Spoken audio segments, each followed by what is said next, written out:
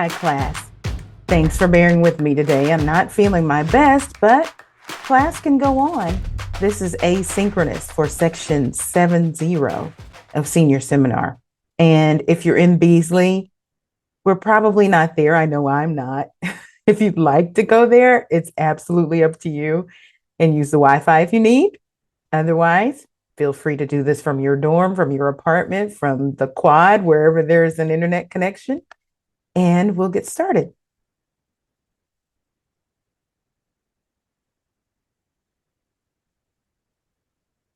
All righty.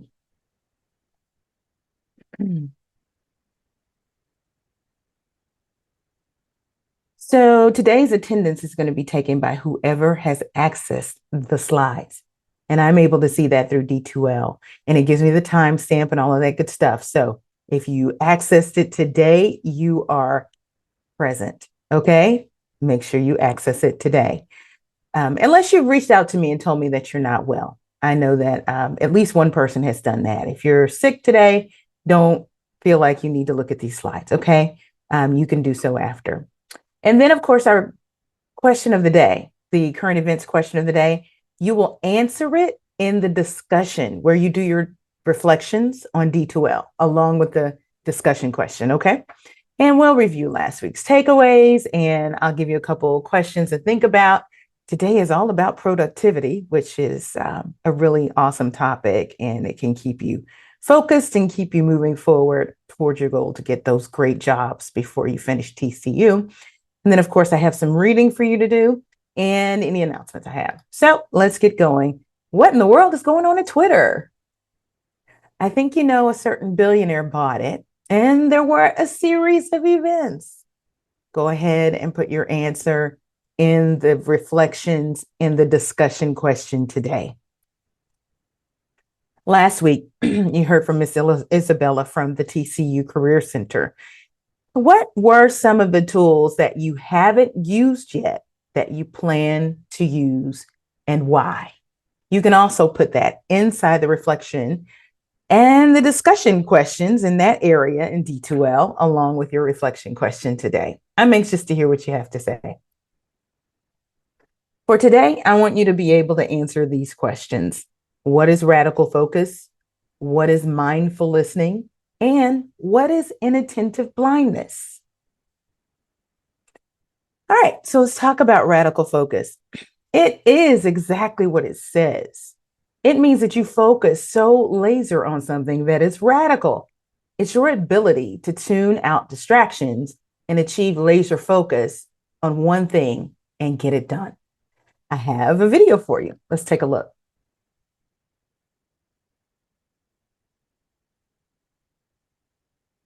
It's time again for the NSC journal prompt. Get your journals ready. It's all part of the Design Your Life theory. Today, we're going to talk about tapping into radical focus. How can you limit the distractions around you in order to get things done? You know, it's important to do this when you're trying to focus on achieving your goals. Sometimes there are tangible things, other times it's clutter in your mind and also around you. Radical focus is a way to tune out the things that may block you from accomplishing your goals. All righty. So listen, radical focus is so important, especially as you're trying to either study or if you're working on that new job. You've got to be able to zero in on what's important and drown out the things that aren't. Some of you shared with me before that you are able to focus radically when you have decluttered the space you're in. Sometimes you have to leave the space. For some of you, if you're like me, sometimes I need noise going because my background is in television news. And I actually need that ambient noise, if you will. In fact, there's a new study out now that says that white noise actually helps you to focus, whatever it takes. Engage whatever tactic that you need to gain that radical focus, because you can train your brain to be more distracted. And we do that when we try to do more than one thing at one time. One thing we know about the brain is that You can listen to music that maybe doesn't have any words, but when it comes to using your executive function, which is in your frontal lobe, it can only do one thing at a time. And what we call that distraction when we say we're multitasking, which isn't a real thing, it's called competitive neuroplasticity. It's a big word to say. You're training your brain to be more distracted. Remember, I told you about that hippocampus in the back of your brain? It's a little bitty, kind of squishy looking thing. It's round, well, it's kind of oblong or whatever. It grows when you learn. Now imagine that you may have taught your brain to be more distracted if you called yourself multitasking. It's actually quick task switching. Here's another video for you. Welcome to session 3 of the NS. Let's see. I'm going to scoot past some of this and get right to it. Okay. Now, here's another concept that you need to know. Competitive neuroplasticity. That's a fancy way of saying you are training your brain to be distracted. And how do we do that? So-called multitasking. As I've mentioned before, it's not a real thing. Your brain does not have the capacity to do more than one thing at a time. Talking about your frontal cortex, that's where all of your executive decisions and motor skills happen. Your brain, that area, can only focus on one thing at a time. We have fooled ourselves into thinking that we can do more at once, when in reality, we're just doing quick task switching, which means we focus on one thing quickly and then we move to another thing quickly. And in our minds, we think we're doing 2 things, 3 things at once. It's just not true. But here's what happens. You're training your brain to be more distracted by switching your focus quickly from one thing to the other. And that hippocampus I told you about earlier, it grows. But you don't want your hippocampus to grow like that. You want your brain to be trained to focus on one thing at a time. So you need to resist the urge to try to do more than one thing at once. You know, we can be like a dog with a bone, some of us, especially our high-performing leaders, because we have told ourselves that we can do more and get it done well.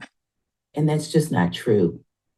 This is another word for the brain tax.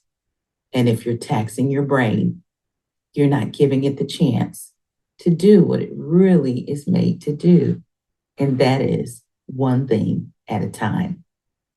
So you may be chipping away at your peace by doing several things and not doing them well. Or you may be cluttering your brain with more than one thing, and it makes you feel like quicksand, like we talked about last night. It makes you feel like you're sinking. Sometimes it makes you feel paralyzed. Give yourself the grace to do one thing at a time. And so now we have a journal prompt. It's time again for the Design Your Life series. This is your NSC journaling prompt. How to take back your time. Get your journals ready. You know, we've been talking about competitive neuroplasticity, or the brain tax. And that's where you have trained your brain to be more distracted because you're task switching as opposed to multitasking, which we know now is not a real thing because your brain can only take on one task at a time. So here's the question. What steps will you take to begin to retrain your brain to focus on one task at a time? It may take some prioritization. Now, here's the thing. We learned in Boss Moves yesterday that high achieving leaders. Okay. So whenever I give you those journal prompts, that is your prompt to write down the answer. So when you get the chance to go back and watch this video, be sure that you answer that question, because the answer to the question is your strategy to move forward. And we believe in positive psychology that we have the answers ourselves. And yeah, I'm here to teach you any concepts that you may not know. And you probably learned a new one today: competitive neuroplasticity, or the brain tax. All right, let's go back to our deck.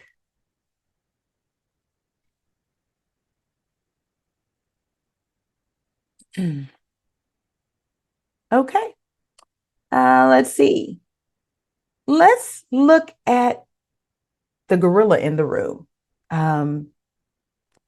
There is the exact opposite of radical focus, where you actually are so focused on something, you're focused that so much that you miss the larger context in the room.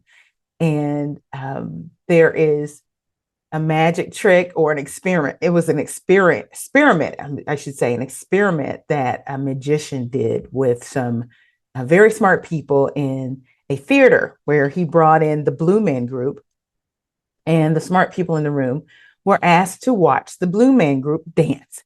And while they danced, watch to see how many times they stepped outside of these boxes that were painted on the ground. Okay. So these individuals were so focused on counting the number of times that the Blue Man Group stepped out of the box. And so after it was over, he asked them, how many times did it happen? Someone raised their hand and said 45. Someone else raised their hand and said, oh, I counted about 100. And then he asked them, how many big white rabbits did you see? And absolutely none of them saw the rabbit. There was a huge rabbit, a mascot, that passed through while the Blue Men Group was dancing, and they were counting away. And just like most magicians do in their sleight of hand, they are absolutely positively willing and waiting for you to focus on that one thing so that you don't see the other thing. I call it monkey business. Here's another video that tells a story.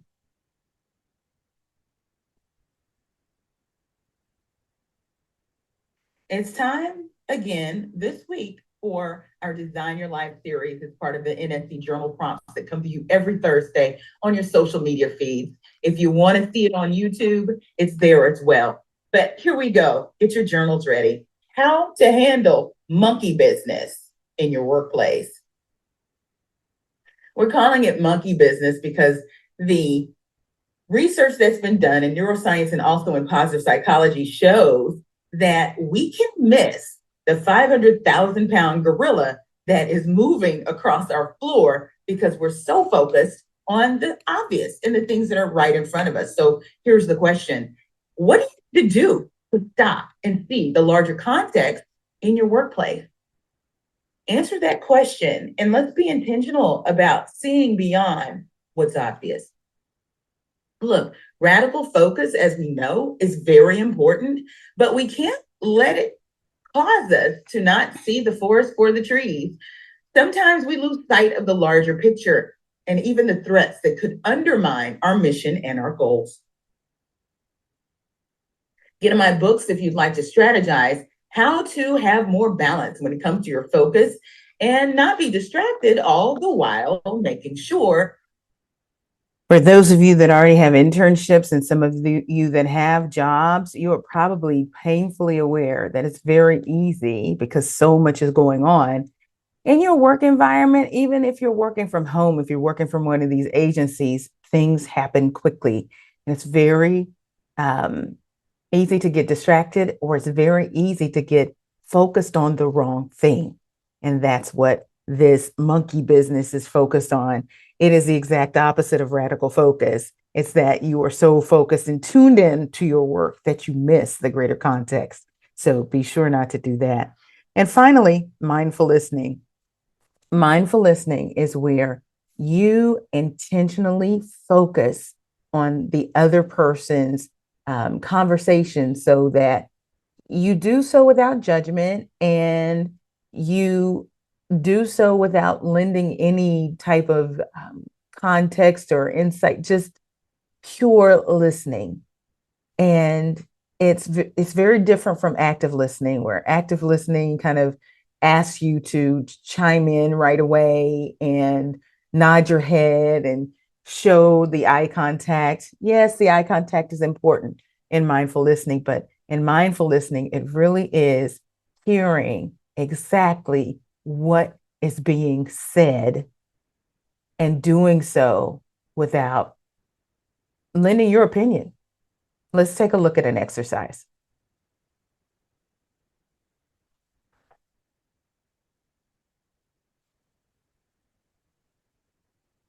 So you want to be a better listener. Michelle Smith with your Rockstar Leadership Tip of the Day. Mindful listening. And here is an activity that will allow you to do so. It's called the floor. And I picked it up from a therapist once upon a time.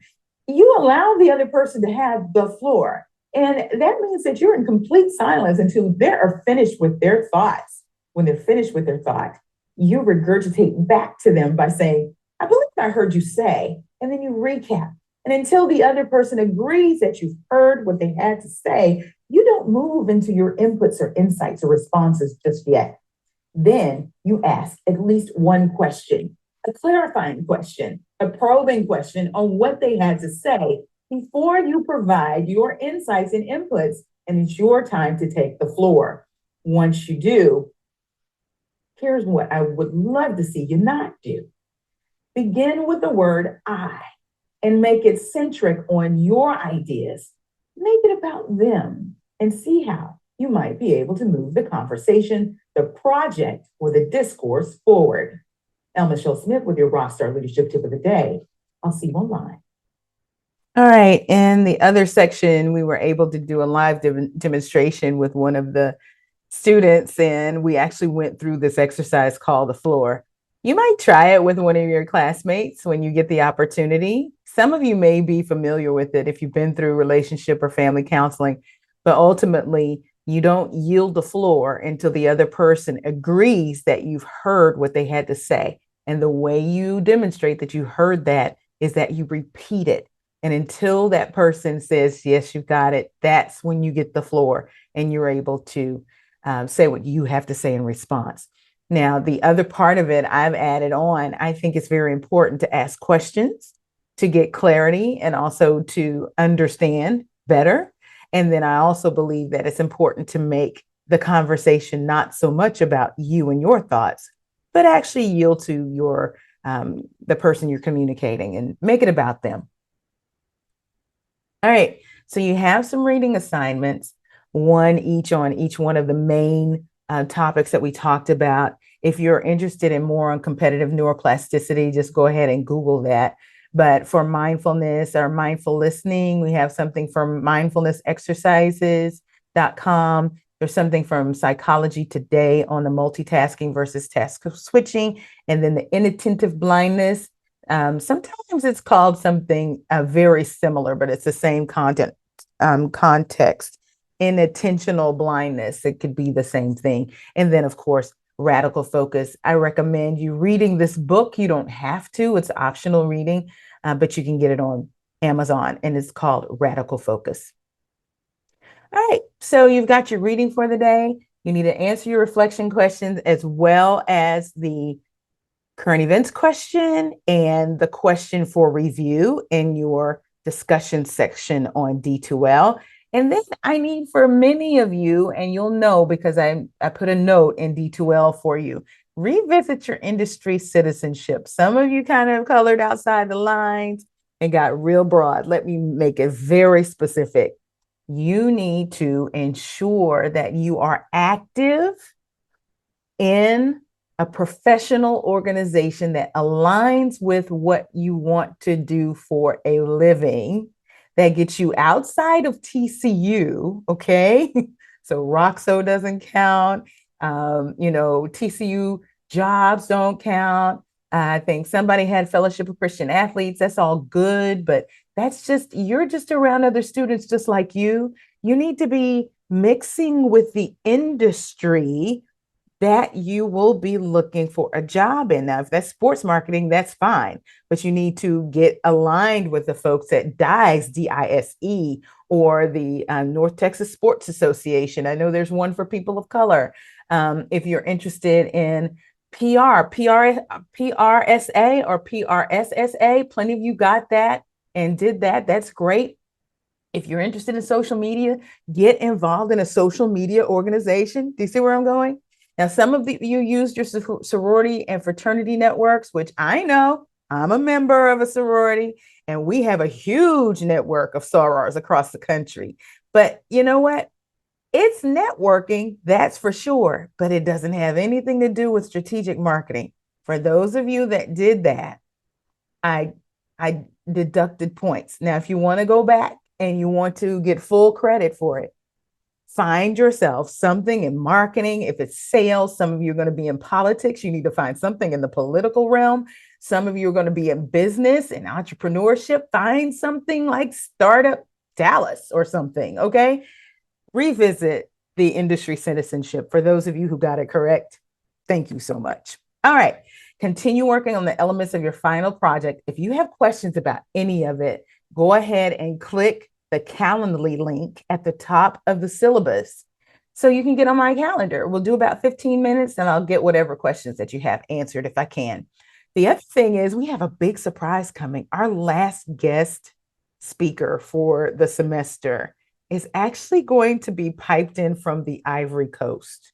Why? Because I want to make sure that you guys know that the sky's the limit. In fact, the borders aren't the limit when it comes to strategic comms roles. And my friend, Alfonso Van Marsh, formerly of CBS News and CNN, is going to dial in on Zoom just for us towards the end of the semester so we can talk to him about his job with an international bank. All right, folks, that's all we have. If you have questions, again, reach out. My number is also at the bottom of the email. You can reach me here at my office, okay? Take care. Have a great day. Subscribe to my YouTube channel to get all of this content and more.